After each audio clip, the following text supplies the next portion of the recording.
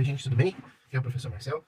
Então, vou fazer com vocês aqui uma revisão rápida sobre o conteúdo que vai cair na prova na semana que vem, tá bom? Então, preferi fazer em estilo de mapa mental aqui. Então, eu vou fazendo, né, e vocês vão acompanhando aqui o mapa do professor, tá bom? Então, a gente tem como temática principal trabalho, projeto de vida. Esse é o texto que a gente está utilizando. Projeto de vida. Muito bem. A gente está usando então esse texto, ele vai falar sobre duas coisas importantes, que seria a questão ali do trabalho, e ele começa falando sobre a questão do amor, né? Então a gente coloca aqui a palavra amor, a gente já começa falando sobre ele. Depois, num segundo momento, a gente fala sobre trabalho. Então esse texto vai falar o seguinte, que amor, na verdade, e trabalho são duas necessidades humanas fundamentais. E o amor, ele diz respeito ao convívio, prazer e aos laços afetivos. E ele vai dizer também que o trabalho, ele já tem uma outra conotação. Vou colocar o trabalho desse lado de cá aqui. Ele vai dizer que o trabalho, ele tem relação ao dever, manutenção da existência e construção da sociedade. Então nós temos de cada definição de trabalho, de cada definição de amor, tá bom? E o texto ele começa falando primeiro sobre a questão do amor, né? Ele vai dizer que existem 3 tipos de amor, segundo a filosofia antiga. O primeiro deles é o eros. O eros ele tem a conotação de ser um amor que tem envolvimento sexual. Você tem o amor filia. O amor filia, ele é um amor que brota, né? Que nasce da alegria do convívio. E você tem o amor ágape, que ele é caracterizado por um sentimento desinteressado, né? Universal e desinteressado. Ou seja, é feito um gesto por alguém, mas sem esperar algo em troca. Então nós temos esses 3 tipos de amor segundo a Grécia Antiga. Bom, além disso, desses 3 tipos de amor na Grécia Antiga, a gente pode trazer aqui a definição de Platão. Né? Quando Platão ele escreve uma obra chamada O Banquete, o Platão ele vai dizer o seguinte, que o Sócrates, que era o seu professor, vou botar a setinha para baixo, o Sócrates, que era o seu professor, entendia que o amor é o desejo daquilo que nos falta. Então o amor é o desejo daquilo que nos falta. Se sempre me falta, logo isso aqui vai gerar em mim uma tristeza. Daí por isso a gente usa aquela expressão do amor infeliz. Então, na concepção de Sócrates, o amor é sempre aquilo que nos falta, né? Então, ele sempre vai estar relacionado a um sofrimento, a uma tristeza. E aí o Platão, ele vai dizer o seguinte, para que a gente não continue sofrendo, né, tanto, ou que a gente tente amenizar essa dor, o Platão, ele propõe uma saída para esse tipo de pensamento. Ele vai dizer o seguinte, o Platão, ele vai dizer que a gente pode buscar, ele dá uma primeira alternativa aqui, né? Ele diz que a gente deve buscar satisfação eterna. Temos que buscar a imortalidade. Então a imortalidade para ele viria a partir de 2 possibilidades. Através da procriação, ou seja, gerar filhos, ou através da criação de obras culturais. Porque dessa forma a gente se torna imortal, né? A gente se imortaliza nos nossos filhos ou através das obras que a gente deixa. Entretanto, ele também vai reconhecer, o Platão, que por mais que isso seja um pouco mais satisfatório, não é totalmente satisfatório ainda. Precisa ainda que a gente faça um esforço para que nós tenhamos uma satisfação mais completa e que a gente pare de ter esse amor que é caracterizado pela tristeza, né, pelo sofrimento. Então ele propõe uma segunda possibilidade de fugir desse entendimento de que o amor é sempre o desejo daquilo que nos falta. E aí ele propõe uma segunda possibilidade, que seria qual, professor? Seria a busca do ideal, do que verdadeiramente desperta o amor. Tá? E aí o que a gente faz? A gente, para poder conseguir buscar esse ideal, a gente contempla a beleza da alma da pessoa, então a gente sai da aparência física e olha para a alma das pessoas, e aí a partir disso, contemplando essa alma, a gente chega àquilo que ele chama de beleza ideal. que é aquela beleza perfeita que existe no mundo das ideias. E uma dessas lembranças, né, da beleza perfeita é a alma, né? A alma, ela veio do mundo das ideias, então ela tem uma beleza que me lembra dessa beleza perfeita que existe lá no mundo das ideias, tá? Então, através da contemplação da beleza da alma da pessoa, daquilo que ela é por dentro, eu chego ao conhecimento, né, da beleza ideal. Muito bem. Só que o que acontece? Existe um outro filósofo que ele se chama Comte Sponville. Vamos botar aqui de outra cor, para não ficar só nessas cores, né? O Comte Sponville, né, ou Sponville. O Comte Sponville, ele vai dizer o seguinte, que essas propostas de Platão, elas são muito complicadas, né? Aqui, buscar a satisfação eterna. Ele diz que esse tipo de pensamento, né, de buscar a satisfação pela procriação ou pela criação de obras culturais, ele vai dizer que é frustrante. E se você for pela solução que o Platão deu, a segunda solução, que é através da busca do ideal, né, que é contemplar a beleza da alma, ela é uma solução, né, uma proposta muito exigente. Então ele vai dizer o seguinte, para que a gente consiga ser mais satisfeito com a definição de amor, ele propõe que a gente olhe para Aristóteles e Spinoza. Por quê? Tanto Aristóteles quanto Spinoza possuem aí uma definição de amor mais próxima daquilo que ele chama de ideal. Então, Comte Sponville vai falar que o Aristóteles e o Spinoza, eles então possuem uma definição de amor que ele julga ser mais, assim, satisfatória, né? Então ele vai dizer lá que o amor, ele, na visão de Aristóteles e Spinoza, é um amor que ele é atual, ele é presente. Ele é um amor que nasce da alegria do encontro, né? Ele é atual, ele é presente, né? E ele nasce da alegria do encontro. Ele está justamente no processo de convivência. Ele se dá no aqui e no agora. Então ele é um amor que ele nasce da convivência, né? Então o simples fato de conviver com o outro traz esse amor, né? E esse amor, ele se dá no hoje, né? Então, de certa forma, ele não é um amor incompleto. Ele é um amor que é presente, ele é atual. Por isso a característica desse amor é um amor mais satisfatório, porque ele é um amor que retribui ou que traz um certo prazer e um contentamento a partir da convivência, da alegria com a pessoa que você ama, né? Então, veja só. Depois desses tipos de amor, né? Tanto do Aristóteles, quanto do Spinoza, quanto do Platão e Sócrates aqui, a gente tem um outro tipo de amor, que é o amor que é apontado por... Aqui a gente tem um amor, vou botar aqui do lado, só para ficar bem claro. Amor infeliz. Esse é o tipo de definição de amor infeliz. Aqui nesse cantinho a gente tem o tipo de amor feliz, que é o proposto pelo Aristóteles e Spinoza. E, na sequência, a gente tratou sobre o amor infeliz. Perdão, o amor líquido. O amor infeliz acabamos de falar, né, agora há pouco. Então nós temos o amor líquido, que é o amor que é contemplado ali na visão do filósofo, que a gente chama de Bauman, né, no popular, mas o nome dele é Zygmunt Bauman. O que o Bauman ele vai dizer? O Bauman vai dizer o seguinte, que nós levamos o consumismo. O que é o consumismo? É esse desejo de sempre consumir os produtos, né? Onde a gente identifica os produtos numa prateleira, numa loja ou num site, a gente deseja esse produto, a gente compra esse produto e depois a gente descarta esse produto quando ele não nos satisfaz mais, quando ele não atende mais às nossas necessidades. E aí, quando a gente descarta esse produto, a gente substitui ele por outro. Então, dessa forma, ele entende que o ser humano, com o capitalismo, levou o consumismo para dentro das relações. Então, as relações hoje, elas são as relações interpessoais, né? As relações, elas são marcadas, né? Elas são marcadas justamente por esse consumismo. Então, as pessoas, elas são descartáveis. Descartáveis. O amor, ele não é mais sólido. Por que ele não é mais sólido? Ele se desmancha com facilidade. Então, na visão dele, o sólido é um tipo, né, um estado da matéria que ele permanece. O líquido não. O líquido ele pode se transformar a qualquer momento, né? Aí tem aquela figura de linguagem que a gente pode dizer que o líquido na mão, né? Se você coloca um líquido na mão, ele escorre. Ele não fica ali, né? Ele é dinâmico. Ele muda com facilidade, por exemplo, conforme a temperatura que está do ambiente, né? Então, já o sólido não. O sólido ele demora mais para poder ter algum tipo de alteração até do tempo, né?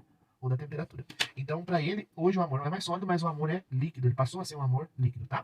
Um amor que evapora com facilidade. E ele diz que as pessoas, elas entram nos relacionamentos tentando achar uma pessoa já pronta, né? Como se fosse um produto.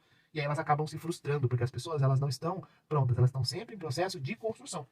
Então ele vai dizer que o amor, ele é justamente essa capacidade que nós temos de entender que o outro, ele está sempre em construção. Mas ele nunca está pronto, ele está sempre em construção. Construção do ser amado. Ou seja, o amado, ele está sempre se construindo, mudando, né?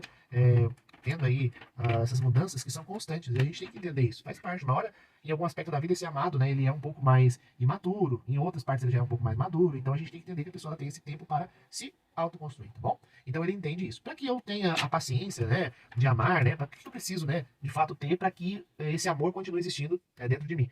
Segundo ele, para que o amor ele continue existindo, né, dentro de mim, ele precisa de ter humildade, né, no sentido de entender que eu não sou melhor do que o fulano, né? Eu preciso ter empenho, ou seja, eu devo continuar aí tendo dedicação à pessoa, né, ajudando ela a melhorar pouco a pouco, mas eu também preciso ter aquilo que ele chama de coragem.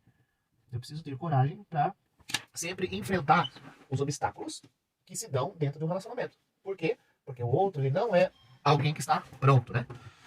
Então, muito bem, esse aqui já tá um mapinha nosso já tá um pouco, né, um pouco cheio, vamos trocar ele por outro. Vou botar outro aqui, um mapinha pra gente poder continuar trabalhando com essa temática aí, né? Então nós temos, além dessa temática do amor, a gente falou um pouco sobre a temática do trabalho, né?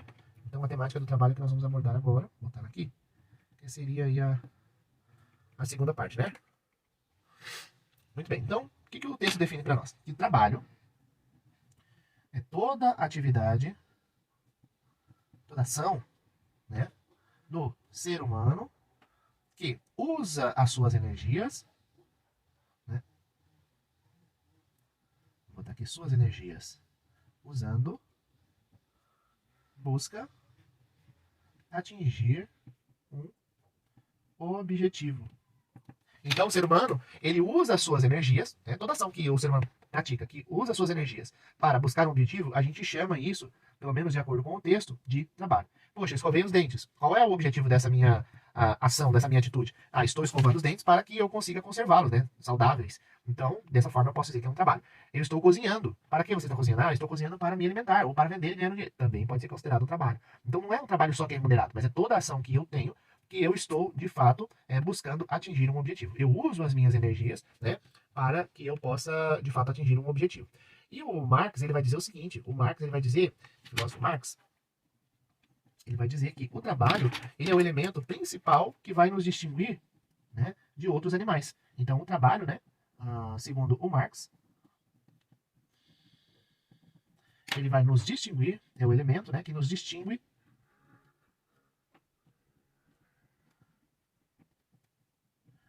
dos demais animais.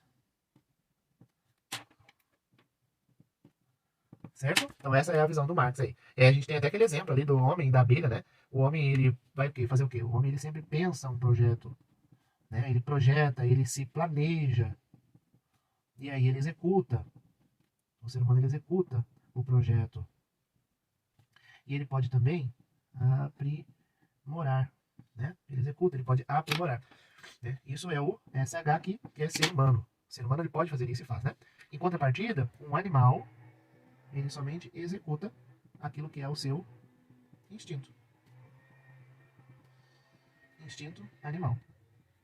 Então, por exemplo, você nunca vai ver um animal aprimorando um abrigo, por exemplo, que ele construiu para si, né, para sua espécie. O ninho, ele é sempre feito da mesma forma, dos pássaros, né? A abelha sempre faz a colmeia da mesma forma. Então, veja, eles não vão executar e aprimorar, né, isso, porque justamente eles só executam de acordo com o instinto natural deles, certo? Bom, outra coisa que é muito importante a gente enfatizar é que, mediante o trabalho, o ser humano, ele constrói um mundo que não existia antes, aquilo que a gente chama de mundo artificial ou mundo cultural, né? Mundo, vou botar cultural aqui, ou pode ser também um artificial. O ser humano cria esse mundo, né? A cultura, ela é criada a partir do ser humano, da sua ação do trabalho, né? Onde ele vai alterando a sua natureza, né? Ou melhor, alterando a natureza à sua volta, né?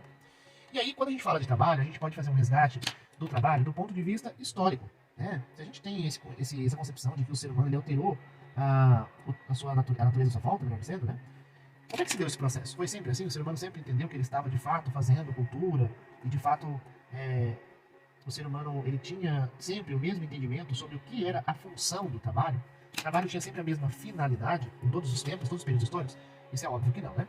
A gente, por exemplo, se a gente fosse analisar a história, nós temos sempre uma visão positiva do trabalho, e é aquilo que a gente chama também de ideal, porque é onde a gente pensa que o trabalho, ele deve ser um trabalho que potencializa as minhas habilidades naturais, né? Então essa é uma ideia positiva e ideal do trabalho, né? Então o trabalho, ele potencializa as minhas habilidades e fazendo com que eu melhore e aprimore cada uma delas. E aí, de certa forma, isso me ajuda não só a me manter, construir a cultura do lugar que eu vivo, mas também promove em mim essa disposição de ser também uma pessoa solidária, de ajudar outros seres humanos a fazer esse processo, né? Processo de desenvoltura das suas habilidades. Nós temos também, além disso, né, uma outra visão do trabalho, que é uma visão negativa e real. O trabalho nem sempre ele é um trabalho que é satisfatório. O trabalho, às vezes, ele é um trabalho massacrante, né? tedioso, né? No sentido ele promove o tédio entediante, né? Ele é um trabalho que às vezes não ajuda nós a concretizarmos os nossos sonhos, mas às vezes ele fragmenta esses nossos projetos de vida, esses nossos sonhos. A gente percebe que o que a gente quer e deseja, o trabalho às vezes acaba sendo impeditivo para que isso se torne uma realidade, né? Aí depende de cada situação, mas existe isso. Essas duas concepções de trabalho, elas estão juntas ao longo da história, né? Então sempre elas estiveram, né? Ora a gente percebia mais a visão negativa, ora mais a positiva, mas elas sempre estiveram juntas, né? Essas duas visões sobre o trabalho. Mas nem sempre você pode dizer que a sociedade entendia que o trabalho ele tinha a mesma função, né? Então a gente vai passear um pouco agora aqui sobre ali os tipos de concepção que nós tínhamos, né, do trabalho. Então eu vou colocar aqui primeiras sociedades, que a gente chama de pré-história. Nós temos depois a antiguidade, ou idade antiga. Temos, por fim, a idade média. Depois nós temos a moderna. E, por fim, a contemporânea. Então, nós temos essas fases aí da história, né? Então, a gente vai fazer uma ligação aqui, né? Fazer uma linha histórica aqui, conectando essas ideias que são distintas em cada período, né? Nós temos aí características próprias em cada período. Então, o que nós temos? Nas primeiras sociedades, a gente tem uma divisão do trabalho, né? Sobretudo por gênero. Divisão do trabalho por gênero. Aí a gente tem, né, o gênero masculino e feminino, a mulher e o homem, né? Então, homem e mulher. Então você tem essa divisão do trabalho como marca, como característica, né? A mulher ficava por cuidar dos filhos, né? Produzir cerâmica, coletar alimentos, tecer, enquanto os homens ficavam responsáveis por garantir a segurança do grupo, guerrear e caçar, né? Então a gente tinha essa divisão. Claro que essa divisão do trabalho por gênero não era a única. Você tinha também por a idade, por habilidade, por força física, mas você tinha muito presente essa por gênero, né? Ela era uma característica forte desse período. Na antiguidade, a gente tem uma divisão do trabalho, né? Ou melhor, a gente tem uma rixa, né? Entre o trabalho manual e o trabalho intelectual. E o que acontece é que nesse período da Idade Antiga, né, nós temos uma valorização ou uma supervalorização do trabalho intelectual. Então você tem uma supervalorização desse trabalho, porque ele é um trabalho que nos distingue de outros animais, né? Então, em contrapartida, o trabalho manual, que assim, tem assim até sua importância, né, dentro da sociedade, segundo os antigos, ele é um trabalho que tem um menor valor diante do trabalho intelectual. É o trabalho que nos distingue dos outros animais, né? Então, o manual, ele era um trabalho menor, ele era um trabalho desprezado muitas vezes. E esse trabalho, ele era, prioritariamente, desenvolvido por escravos, comerciantes e também por agricultores. São trabalhos aí, agricultores, trabalhos aí manuais, que têm aí um menor valor diante do trabalho intelectual. Nessa fase se destaca o filósofo Aristóteles. Aristóteles ele tinha esse pensamento também de que o trabalho intelectual era mais importante, né? Muito bem, na Idade Média, o que nós temos? Nós mantemos aquilo que nós tínhamos de pensamento na Idade Antiga, ou seja, nós mantemos o trabalho intelectual sendo mais importante, mas a gente começa a dar para o trabalho um outro tipo de visão. A visão de que o trabalho, né, o trabalho intelectual, ele é um trabalho em que vai ser penoso, né, difícil, mas ele é necessário. Para quê, professor? Para que a gente possa alcançar o reino dos céus. Então, o trabalho, ele vai me ajudar a alcançar o reino dos céus. Porque na Idade Média, como a gente tem a Igreja Católica dominando o discurso, ela vai levar esse tipo de pensamento do trabalho para o seu campo, né? Então, o trabalho ele é penoso, difícil, necessário, mas ele vai nos conduzir ao reino dos céus, né? Então, o Tomás de Aquino, que era um filósofo, né? Ele vai dizer o seguinte, o Tomás de Aquino, né? Ele vai dizer que o trabalho é um bem árduo. O Tomás de Aquino, ele vai dizer que o trabalho é um bem, ou seja, é algo importante, mas é árduo porque é difícil, né? Ok? Depois a gente tem, na modernidade, nós temos o João Calvino. O João Calvino, ele trouxe uma contribuição para o capitalismo. Por quê? Ele dizia o seguinte, que nós éramos predestinados, então havia uma predestinação do nascimento. Essa predestinação era para sermos salvos ou condenados por Deus, né? E como que a gente saberia se a pessoa ia ser salvo ou condenada? Simples. Ela tivesse mais dinheiro, ela ia ser salva. Menos dinheiro, ou seja, não ia ser salva, ia ser condenada. Então, o valor financeiro é que possibilitava eu reconhecer se alguém seria salvo ou não por Deus depois da morte, né? Então, nós éramos predestinados, não tínhamos como fugir disso, né? Então, bastava que as pessoas trabalhassem e vissem se de fato iriam ou não enriquecer para que elas fossem salvas ou não por Deus. Obviamente, o João Calvino acabou dando um impulso aí para o capitalismo. Todo mundo queria enriquecer a todo custo, né? E o João Calvino ele era da reforma protestante da Igreja Católica, né? Ele era da Igreja Católica e participou do movimento de reforma protestante. Quem que fez essa análise sobre a contribuição de João Calvino para o capitalismo? Quem fez essa análise foi o Max Weber, que é um sociólogo. O Max Weber é que fez essa análise e conseguiu ligar os pontos. João Calvino colaborou com o capitalismo, tá? Temos algumas outras mudanças na modernidade, que eu não vou colocar aqui, mas vale citar, como por exemplo a navegação oceânica, que a gente tem aí uma grande expansão marítima, né, dos países europeus. Eles acabam conquistando a América e trazendo aí formas de trabalho compulsória contra os indígenas e também contra os africanos, e eles são tratados como mercadoria, acabando aí tendo como resultado uma busca por extinguir a condição humana condição humana dos escravizados, né, no caso os africanos e os indígenas naquele período. Depois a gente tem o aperfeiçoamento das armas de fogo, que também é uma nova característica da Idade Moderna, que vai fazer com que as sociedades produzam, através do trabalho, os morteiros, os canhões e as espingardas. E por fim, a gente também tem uma nova mudança tecnológica dentro da modernidade, que é a imprensa tipográfica. A gente consegue agora imprimir no papel informações ao invés de escrevê-las manualmente. Por fim, a gente tem na Idade Contemporânea os pensadores Hegel, que se destacam, e Marx. Qual a diferença entre os dois? O Hegel ele vai dizer o seguinte, que o trabalho ele é justamente o elemento de autoconstrução do ser humano. Então ele entende que o ser humano ele se autoconstrói através do trabalho. E como ele está trabalhando, ele acaba, através desse processo, se formando, se aperfeiçoando, mas também consegue se libertar, porque ele domina a natureza, ele exerce um domínio sobre a natureza. E esse domínio da natureza, ele acaba se tornando alguém livre, porque ele, ao invés de ser dominado, ele é o dominante. Então ele se liberta pelo processo do trabalho, né? Que é um processo de transformação da natureza.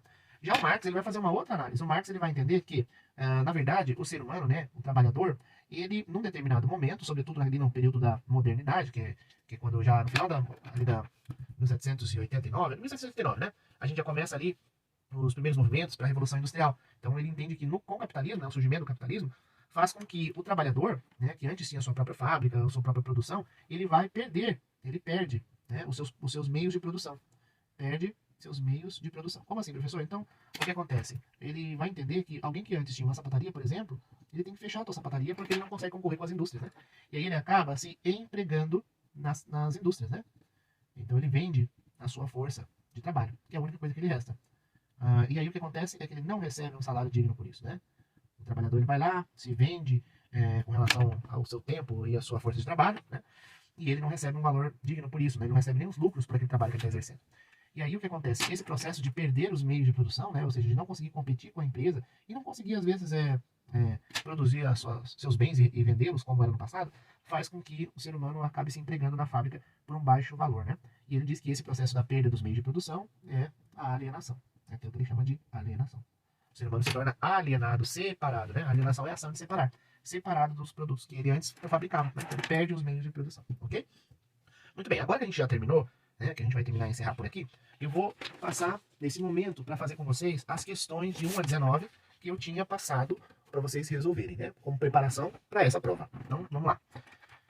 Eu tenho a número 1 dizendo como o texto define o trabalho, então a gente vai assinalar, ou deveria ter assinalado, a resposta B, como uma atividade que transforma a natureza.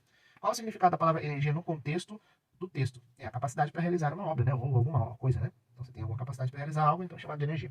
Segundo Marx, o que diferencia o trabalho humano de outras atividades animais, como a construção de uma colmeia por uma abelha? Então é a habilidade de planejar o trabalho, a rapidez da execução, a força física utilizada, a ausência de planejamento. Bom, o que distingue o ser humano, né, o trabalho humano, é justamente essa habilidade que nós temos de planejar o trabalho. Como que o trabalho contribui para a sociedade e a natureza de acordo com o texto que nós estudamos, né? Como que ele contribui? Desenvolvendo habilidades artísticas, adicionando uma nova dimensão cultural ao mundo natural, criando novas espécies, isolando os indivíduos. Essa aqui é um pouco fácil, né? Por exemplo, você pode já eliminar. Isolando não é, criando novas espécies também não, só vai sobrar essas duas, né? O trabalho contribui para a sociedade e a natureza, de acordo com o texto. Desenvolvendo habilidades artísticas? Não. O trabalho, ele adiciona uma nova dimensão cultural ao mundo natural. Então, essa aqui é a letra B. Qual a perspectiva positiva do trabalho de acordo com o texto, né? Qual a positiva? Promover a realização pessoal e a solidariedade entre os seres humanos? Sim, é essa. Ó. Gerar riquezas? Não. Transformar a natureza de forma destrutiva? Não. Isolar os indivíduos? Também não. Então só pode ser essa. Porque o trabalho pode ter uma face estressante e desagradável. Olha, gente, isso aqui é um pouco óbvio, mas vamos lá. Devido à falta de habilidades trabalhadoras? Óbvio que não. Devido à intensificação da desigualdade e dominação social? Sim. Porque as pessoas não gostam de trabalhar? Porque o trabalho não é remunerado? Só pode ser a letra B, né? Na antiguidade, como o trabalho manual era valorizado em algumas sociedades. Na antiguidade, o trabalho intelectual era mais valorizado, né? Ó. O trabalho manual era valorizado em algumas sociedades. Como é que ele era o trabalho manual visto? Ele era exclusivamente realizado por mulheres? Era reservado apenas para os escravos? Era considerado uma atividade menor e pouco diferenciada da atividade animal? Sim, é essa aqui, ó. Né? Aristóteles falava muito disso. Como o trabalho foi desviado de sua função positiva ao longo da história? Ao se tornar uma atividade apenas para os ricos, ao ser usado para o enriquecimento de alguns, ao invés de servir o bem comum, é óbvio que é essa, ao ser substituído por atividades alegres e criativas, não, ao se tornar uma atividade exclusivamente manual, também não. Exclusivamente manual. Como Santo Tomás de Aquino viu o trabalho como bem árduo, né? Como algo que é importante para a gente alcançar o reino dos céus, como uma forma de provação espiritual, como uma atividade que não contribui para o desenvolvimento moral, como uma atividade essencial para alcançar o reino celestial, como um meio de acumular riquezas. Então é a letra C, ó. O trabalho, ele é uma atividade essencial para a gente alcançar o reino dos céus, né? Como o protestantismo influenciou a concepção do trabalho na Idade Moderna? Então, qual seria aqui? Seria valorizando o ócio em detrimento do trabalho e revalorizando o trabalho como caminho para o sucesso econômico. Ó. Então, a gente tem uma valorização do trabalho, porque eu trabalhando, eu vou ter o sucesso econômico, né? Qual a relação apontada por Max Weber entre a ética protestante e o desenvolvimento do capitalismo? Muito bem aqui. A ética incentivava, protestante, né? Incentivava o trabalho ativo e lucrativo, contribuindo para o desenvolvimento do capitalismo. O que foram os impactos das inovações tecnológicas na Idade Moderna, de acordo com o texto? Os impactos de inovação e tecnológica, né? A abolição do trabalho manual, a expansão da oportunidade de trabalho criativa, o aprimoramento das armas de fogo ou o fim das migrações. O aprimoramento das armas de fogo. Como a escravidão moderna se diferencia da escravidão antiga e da servidão medieval, de acordo com o texto. Bom, qual que é a característica marcante da escravidão moderna? É que ela justamente tratava as pessoas sem humanidade, né? Buscava extinguir a condição humana, né, dessas pessoas. Então, tratava os cativos como mercadorias, era uma forma de recompensa pela liberdade, não afetava a condição humana dos cativos, não envolvia a exploração dos recursos naturais, então só pode ser a letra A. Qual foi a população estimada de africanos trazidos para o Brasil entre 1531 e 1855? Isso aqui é um pouco de curiosidade, né? A gente tem ali, às vezes, sem saber qual é a quantidade de população de africanos que foi trazida para o Brasil, né? Claro que muitos desses escravizados africanos não chegaram vivos, né? Mas a resposta certa seria a letra B, mais de 4 milhões, tá? Segundo Frederic Hegel, né? Qual é o aspecto positivo do trabalho? Seria o quê? A autoconstrução do ser humano e a liberdade adquirida pelo domínio da natureza. Como Karl Marx via o lado negativo do trabalho nas sociedades capitalistas? Vamos lá. Como uma atividade essencial para o trabalho, como uma atividade essencial para o desenvolvimento moral, como um meio de acumular riquezas, como um processo de alienação e degradação para os trabalhadores? É a letra C. Quais são os meios de produção mencionados por Marx? Aí você tem energia e matéria-prima, terras de subsolo, recursos naturais, instrumentos de trabalho, instalações de produção e comércio. Então é a letra C. Tá? Qual foi o impacto da conquista da América no trabalho? Então foi o quê? Vamos ver aqui. Desenvolvimento de formas compulsórias de trabalho afetando povos indígenas e africanos. E o que é alienação? De acordo com o texto, né, na visão de Marx. A liberdade completa dos trabalhadores, a condição degradante imposta aos trabalhadores, a perda da liberdade dos trabalhadores ao serem destituídos dos meios de produção, o processo de se tornar mais produtivo no trabalho. É a perda dos trabalhadores, a perda da liberdade dos trabalhadores ao serem destituídos dos meios de produção. Tá? Então, essa seria a letra C. Então é isso, ficou um pouco longa a aula, mas é uma revisão de todo o trimestre, então por isso que o conteúdo ficou longo. Espero que você, se for necessário, adiante o vídeo aí para as partes que você está com mais dificuldade, volte, né, e faça a correção das atividades propostas. Tá bom? Até mais!